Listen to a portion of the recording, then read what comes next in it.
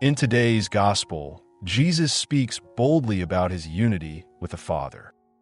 After healing on the Sabbath, he reveals that his works are the Father's works and that he has authority to give life and to judge. These words stirred controversy then, and they still challenge us now. During this Lenten season, are we ready to hear and believe that the Son holds the power of life?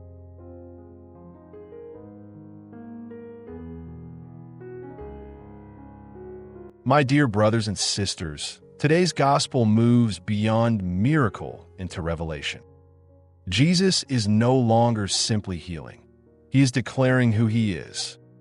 His words are not modest claims. He speaks of divine authority, shared mission, and the power to raise the dead. Lent invites us not only to admire his works, but to accept his identity. A reading from the Holy Gospel according to St. John. But Jesus answered them, "My Father is working even until now, and I am working." And so the Jews sought all the more to kill him, because not only was he breaking the Sabbath, but he was also calling God his own Father, making himself equal to God. And so Jesus responded and said to them, "Amen, amen, I say to you, the Son is not able to do anything of himself, but only what he sees the Father doing. For whatever he does, these things the Son does in like manner. For the Father loves the Son, and he shows him everything that he himself does. And he will show him greater works than these, so that you may wonder. For just as the Father raises the dead and gives life, so also the Son gives life to whomever he wills. For the Father judges no one, but he has given all judgment to the Son, so that all may honor the Son, just as they honor the Father. Whoever does not honor the Son does not honor the Father who sent him. Amen, amen, I say to you, that whoever hears my word and believes him who sent me has eternal life and does not pass into judgment, but has passed from death into life. Amen, amen, I say to you, that the hour is coming, and it is now, when the dead shall hear the voice of the Son of God, and those who hear shall live.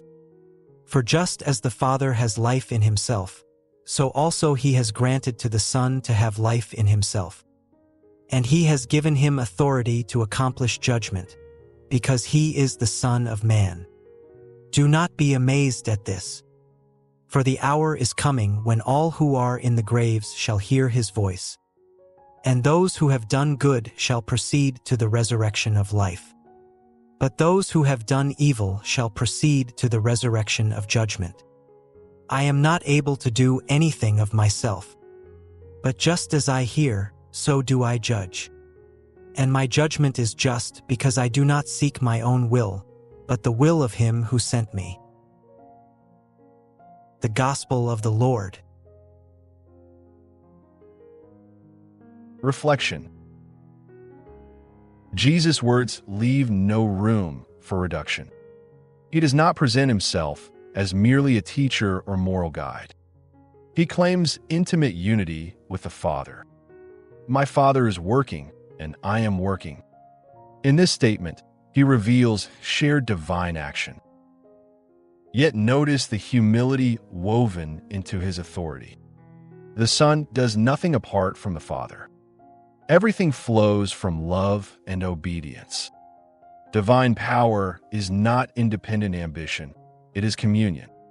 The Father loves the Son and shows him all he does. At the heart of divine authority is relationship. One of the most powerful lines in this gospel is simple and direct. Whoever hears my word and believes has eternal life and has crossed over from death to life. Eternal life is not only a future promise. It begins now. To hear and believe is already to step across a threshold. We often think of death as only biological. But Scripture also speaks of spiritual death, living disconnected from God's will, numbed by sin, paralyzed by fear. Jesus declares that his voice awakens what seems lifeless. The hour is now here. The resurrection has already begun in hidden ways. I once spoke with a man who described feeling spiritually exhausted and empty after years of neglecting prayer. He said that when he returned to daily scripture reading, something awakened within him. It felt like breathing again, he said. That is what it means to pass from death to life, an interior restoration that only Christ can accomplish. Jesus also speaks of judgment. In our culture, judgment sounds harsh. Yet here it is linked to truth and justice. The Son judges not by personal preference, but by the will of the Father. His judgment is not arbitrary. It is aligned with love and reality. Lent prepares us to stand before that truth honestly. It is not meant to frighten us, but to clarify us. If we hear His word now, if we allow it to shape us, then we need not fear the future. The voice that will one day call the dead from their graves is already speaking. It speaks in Scripture, in conscience, in the sacraments. The question is whether we are listening. To believe is to honor the Son as we honor the Father. To refuse is to remain in darkness. The gospel places before us a profound decision, not merely about ideas, but about life itself.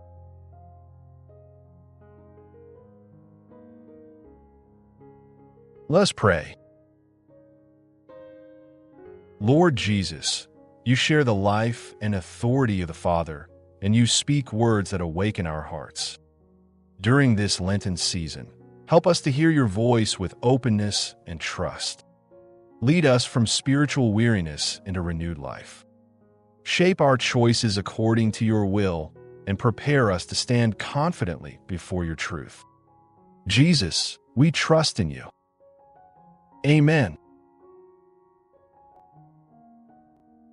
As our final takeaway, let us remember that when we hear Christ's word with faith, we begin even now to pass from death into the fullness of life.